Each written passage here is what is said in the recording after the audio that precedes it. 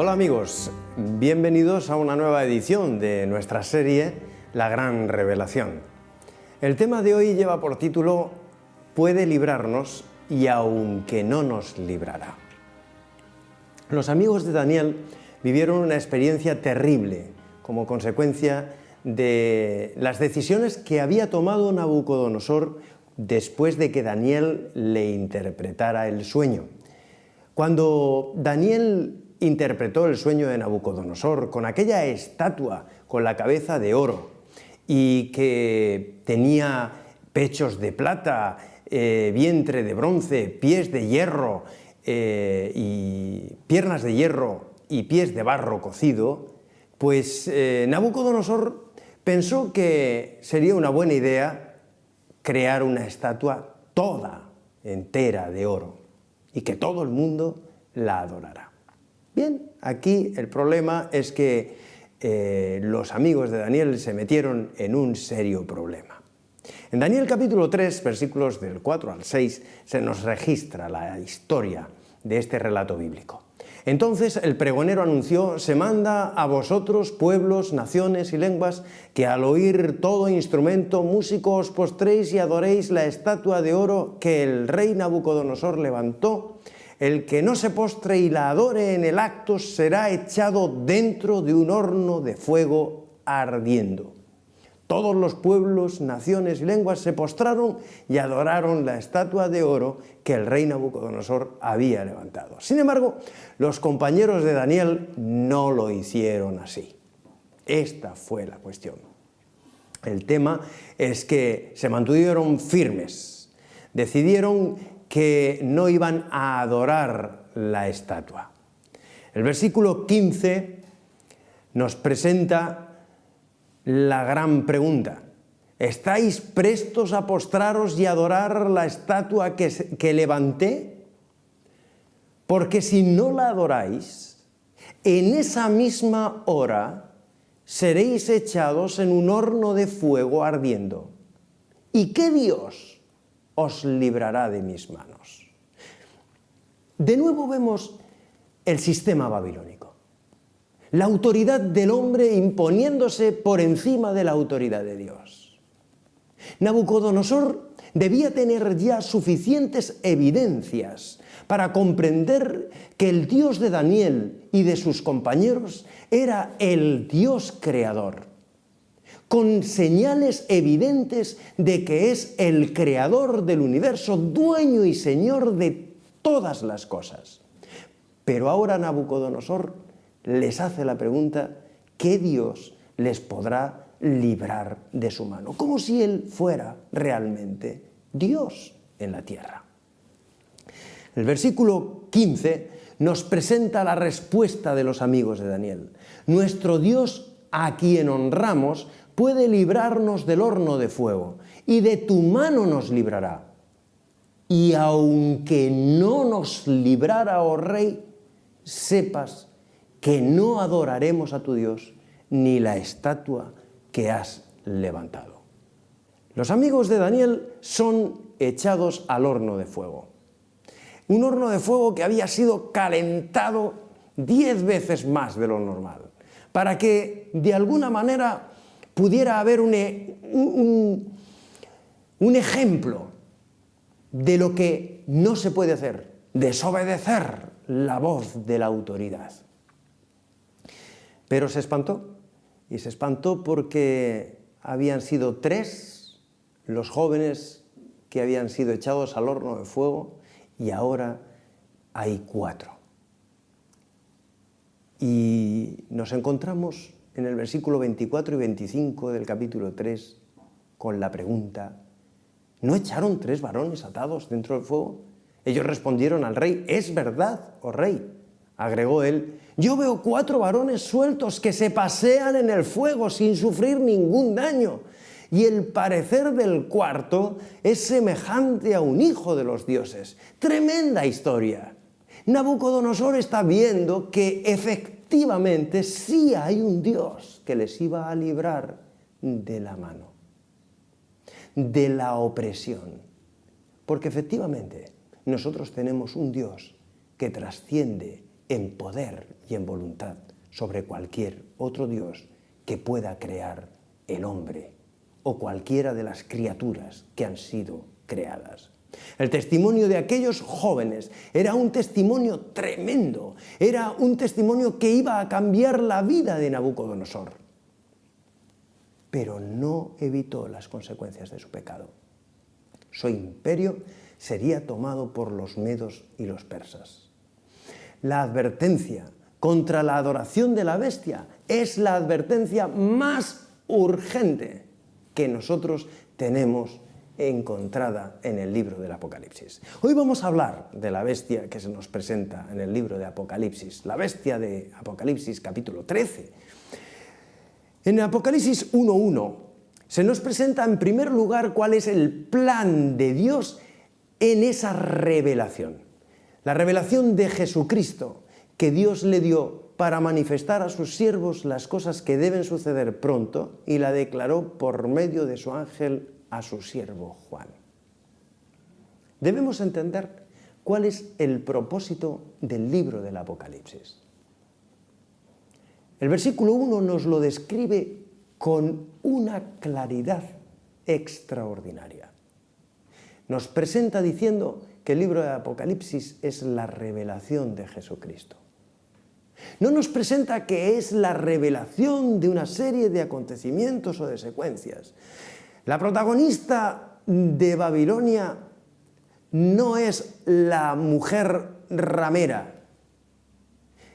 La protagonista de la historia del Apocalipsis no son las evidencias de las consecuencias que ocurren por no obedecer el plan de Dios.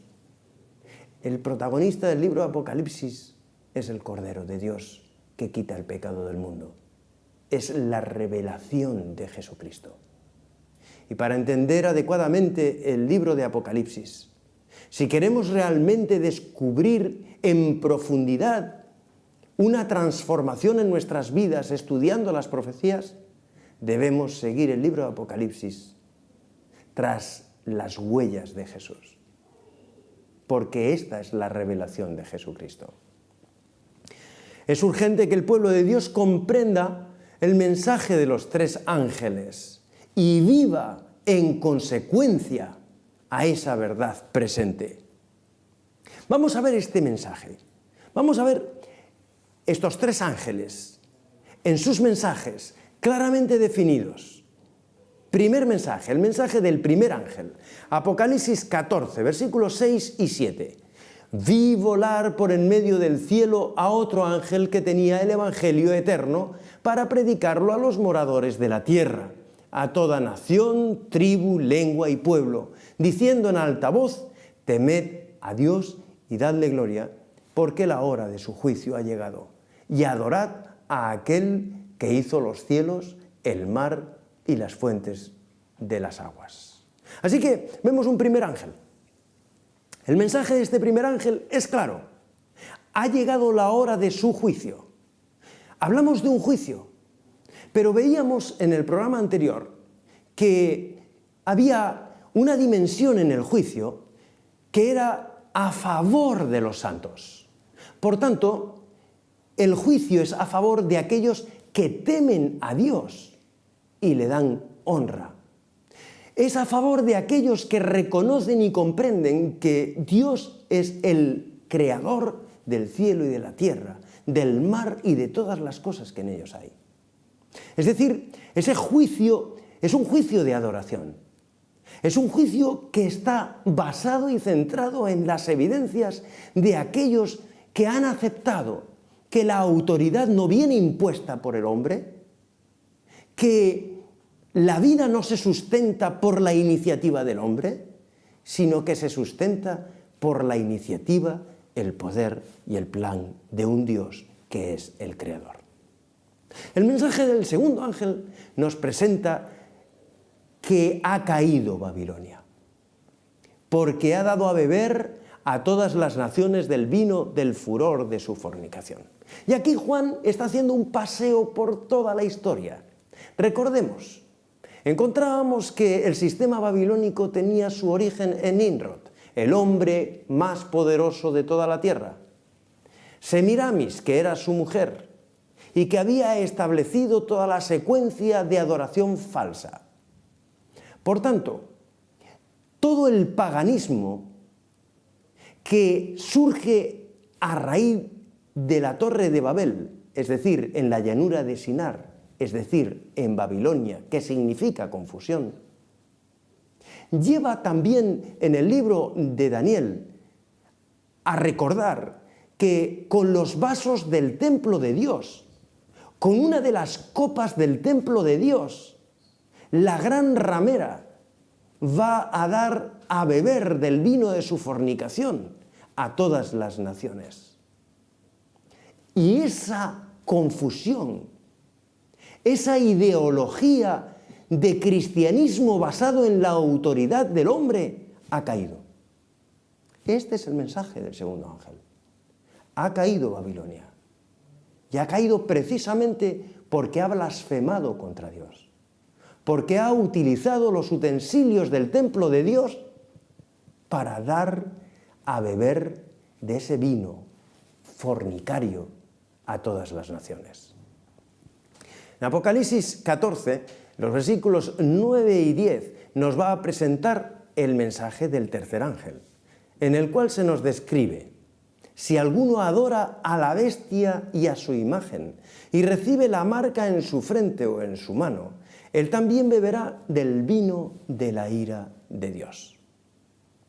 Repasando la historia del libro de Daniel y centrándonos en la visión de las bestias de Daniel 7, recordaremos aquella bestia terrible, con dientes de hierro, espantosa, temible, en la cual además surge un cuerno pequeño. Pues bien, hay una bestia que también vamos a encontrar en Apocalipsis y que tiene una correspondencia extraordinaria con aquella otra bestia de la visión de Daniel. Este mensaje solo podrá ser proclamado por aquellos que estén llenos del amor de Dios y que por lo tanto tengan el testimonio de Jesucristo. No podremos llegar a una comprensión plena de este mensaje de los tres ángeles si no hemos abrazado el trono de la gracia, el perdón de Jesús, y hemos acudido ante ese trono llenos de gracia y de amor, no solo hacia Dios, sino también hacia nuestros semejantes. Lo que denominaríamos la gracia derivada. De gracia recibisteis, dad de gracia. Es fácil, resulta cómodo comprender el amor de Dios y el perdón de Dios cuando se trata de mi vida. Pongamos un ejemplo. Haya sido tu vida lo que haya sido, Dios te perdona. Solamente tienes que presentarte ante Él y decirle: Señor, yo acepto tu perdón. Muy bien. Ahora, pongámonos el termómetro y midamos nuestra temperatura espiritual. Si yo he sido perdonado por Dios y he comprendido el perdón de Dios, Dios me ha dotado de la capacidad de perdonar a mi prójimo. Ahora, si mi prójimo está pecando contra mí, esa capacidad de perdonar ha sido instalada por Dios en mi corazón. Cuando yo tengo la capacidad de perdonar a los demás como un don nacido de Dios, entonces es cuando he entendido la gracia. Entonces es cuando he comprendido el mensaje de los tres ángeles. Vamos a verlo en detalle. El libro de Apocalipsis solo presenta dos grupos de personas. Un grupo que adora al Creador, es decir, un grupo que vive por el poder del Espíritu Santo dentro de ellos. Es el Espíritu de Dios el que gobierna sus vidas. Y otro grupo, el grupo que adora a la bestia, es decir, el grupo que tiene la autoridad del hombre, que se erige en el juez del hombre, el que establece las normas y los criterios de condenación. No hay otro grupo, no existe un tercer grupo al que nosotros podamos acogernos. O nos acogemos a los criterios del perdón de Dios, o nos acogemos a los criterios de la autoridad y la tiranía humana, del sistema babilónico, de la confusión del hombre. Apocalipsis 12, versículo 1, nos presenta la famosa bestia que está en simetría con la bestia de Daniel 7. Dice, me paré sobre la arena del mar y vi subir del mar una bestia que tenía 7 cabezas y 10 cuernos. Sobre sus cuernos 10 diademas y sobre sus cabezas nombres de blasfemia. La bestia que vi era semejante a un leopardo, sus pies como de oso, su boca como boca de león, y el dragón le dio su poder, su trono y su autoridad. Recordemos cómo eran las bestias de Daniel 7. Recordamos que la primera bestia era un león, la segunda bestia era un oso, la tercera era un leopardo con 4 cabezas y la cuarta bestia era una bestia fea, terrible, horrorosa, espantosa, que tenía dientes de hierro. Pues bien, fijémonos que esta bestia que nos describe Apocalipsis 13 tiene elementos de todas aquellas bestias que Daniel ha visto en su visión. Repasemos esta diapositiva. La bestia que vi era semejante a un leopardo, una de las bestias que había visto Daniel. Sus pies como de oso, o sea, camina con la misma celeridad, con la misma estrategia como lo hizo Medo-Persia. Su boca como boca de león, es decir, va a hablar con la autoridad con la que hablaba Nabucodonosor, erigiéndose Dios en la tierra, erigiéndose yo soy Dios y todas las naciones tendrán que postrarse ante mí. Y así fue que hizo erigir una estatua toda de oro para que todo el mundo se postrara ante ella y la adorara. Esta bestia tiene esa característica. Y el dragón le dio su poder, su trono y su autoridad. Bien, a partir de aquí, dice, se le permitió combatir a los santos y vencerlos. También se le dio autoridad sobre toda tribu y pueblo, lengua y nación, y la adorarán todos los habitantes de la tierra cuyos nombres no están escritos en el libro de la vida del Cordero. Así que estamos viendo que realmente esta bestia está fundamentada sobre el sistema babilónico, es decir, sobre un sistema de autoridad de hombres y no sobre el sistema de autoridad de Dios. Partiendo de esta primera premisa, vemos que la bestia representa el sistema religioso falso. Si solamente hay 2 clases de adoradores, por una parte los adoradores de Dios y por otra parte la autoridad humana, nos vamos a encontrar con mucha facilidad, podremos comprender que si no estamos siguiendo la autoridad de Dios, como el Creador, como el único digno de ser adorado, estamos en Babilonia. Estamos siguiendo a la bestia. Es decir, estamos siguiendo un sistema de religión falso. Y aquí la autoridad humana se impone, prevalece por encima de la autoridad de Cristo. Y toda religión que mantenga a Cristo en la cruz, sea cual sea la religión que me mantiene a Cristo en la cruz y no me presenta un Cristo resucitado y un Cristo que intercede por mí y un Cristo que interactúa conmigo, es una religión que no es verdadera. Porque el único que tiene poder para gobernar mi vida es Cristo en mí. Ya no vivo yo, dirá el apóstol Pablo, mas vive Cristo en mí. Todo sistema de gobierno que mantenga al hombre como el protagonista y no a Dios es un sistema de gobierno falso. Por otra parte, la ley sustituta de los mandamientos de Dios. O sea, el ser humano busca crear leyes alternativas. Y así tenemos los gobiernos llenos de leyes, enmiendas a las leyes, artículos, subartículos, subíndices, en todo tipo de disciplinas.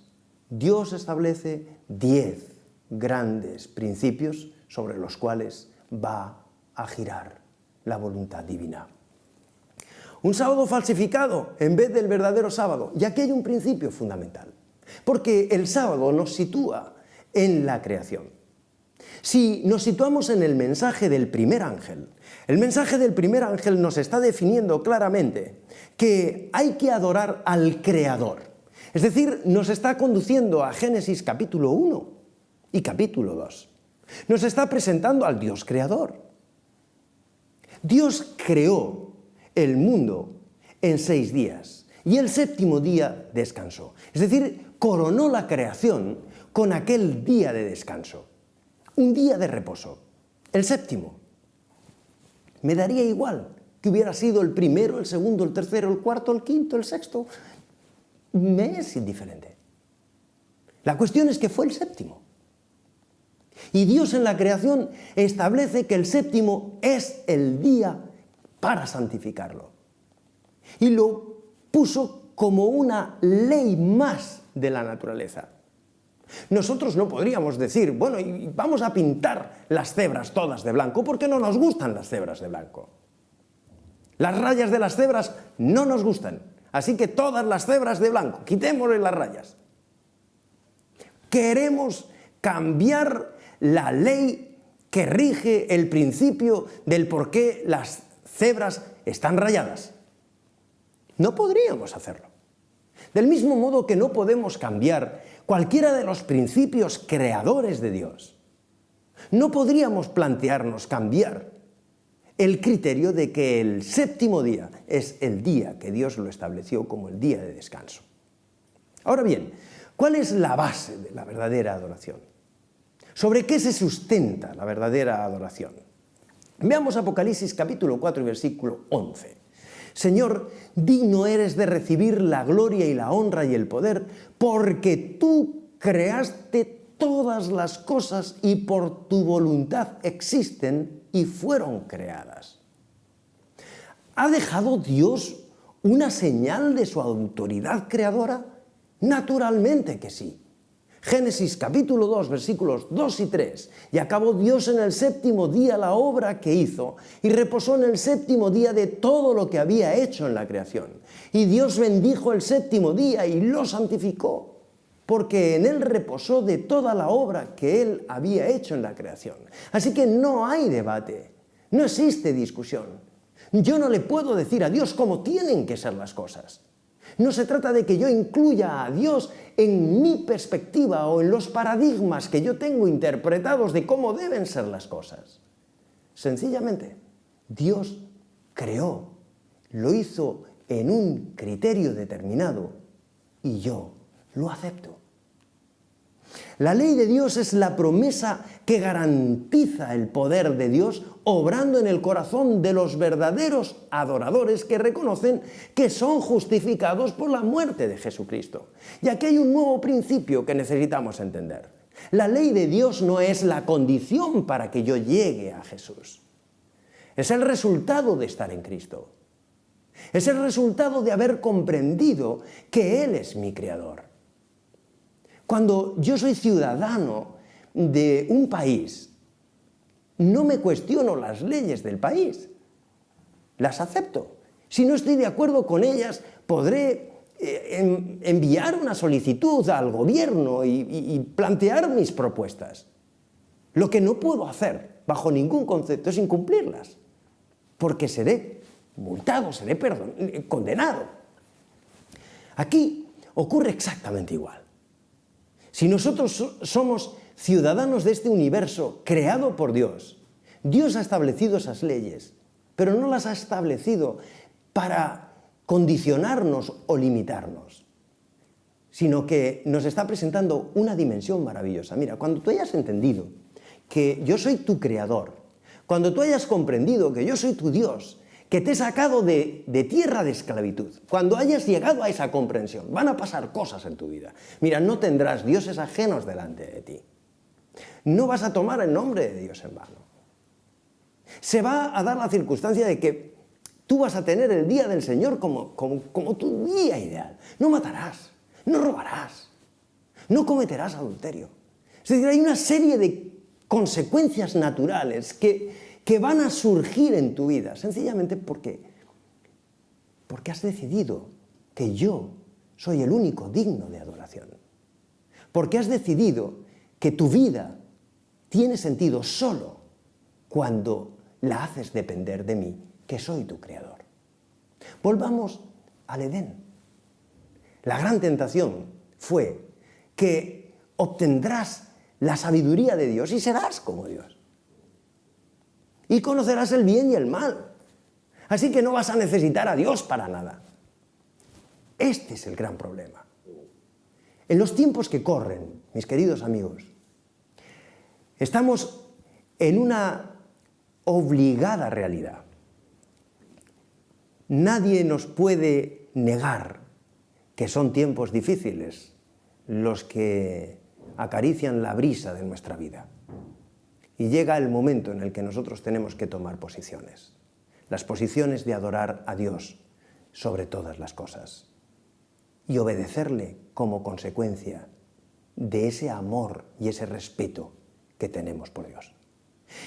El signo claro de la autoridad divina lo encontramos en Éxodo 20, en los versículos del 8 al 11. Acuérdate del sábado para santificarlo. 6 días trabajarás y harás toda tu obra, pero el 7º día es día de reposo para Jehová tu Dios. ¿Por qué? Porque en 6 días hizo Jehová los cielos y la tierra, el mar y todas las cosas que en ellos hay. Y reposó en el 7º día. Por tanto, Jehová bendijo el día del sábado y lo santificó. Es decir, Apocalipsis, en el capítulo 14, en el mensaje del primer ángel, me está diciendo que adoremos a aquel que hizo los cielos, la tierra, el mar, las fuentes de las aguas. Más aún, Dios en el pasado había hablado muchas veces y de muchas maneras a nuestros padres mediante los profetas. Pero en los últimos días nos habla por medio del Hijo, a quien constituyó heredero de todo, por medio de quien hizo los mundos. El Hijo es el resplandor de su gloria, la misma imagen de su ser real, el que sostiene todas las cosas con su poderosa palabra. Ahora yo quiero creer en la gracia de Dios. Ahora yo quiero creer que mis pecados son perdonados. Me hace bien saber que haya pasado lo que haya pasado en mi vida, Dios me perdona. Hasta aquí todo bien. Pero esta evidencia trae consigo la aceptación de que ese mismo Redentor que ha muerto por mí tiene un principio para que se sustente en el tiempo esa fe, para que esa fe no cambie en ningún momento, para que yo no me desestabilice, para que yo no viva por mi fe personal, sino por la fe de Cristo, el testimonio de Jesús en mi vida. Y para que yo pueda tener una fe estable, tengo que saber las razones por las cuales adoro a Jesús. Yo adoro a Jesús no porque ha muerto solamente por mí, sino porque Él me creó, porque Él es el dueño y Señor de todas las cosas. Y porque hace de mí una nueva creación, porque Él venció a la muerte. Si simplemente te quedas en la cruz, si simplemente ves a un Cristo crucificado, no podrás adorarle. Porque entonces estarás viendo un Cristo muerto, un Cristo vencido. La victoria del cristiano se centra en que podemos tener el privilegio de adorar a un Dios que ha vencido a la muerte. Después de efectuar la purificación de nuestros pecados, se sentó a la diestra de la majestad en las alturas. Y les di también mis sábados, para que fueran por señal entre yo y ellos, para que supieran que yo soy Jehová que los santifico. Y este es el sello de Dios que está en el corazón de su ley. El sello de Dios contiene su nombre, contiene su título y contiene su territorio. Jehová, tu Dios, creador de los cielos y de la tierra. El sello de Dios hace contraste con la marca de la bestia. Nos vemos el próximo programa.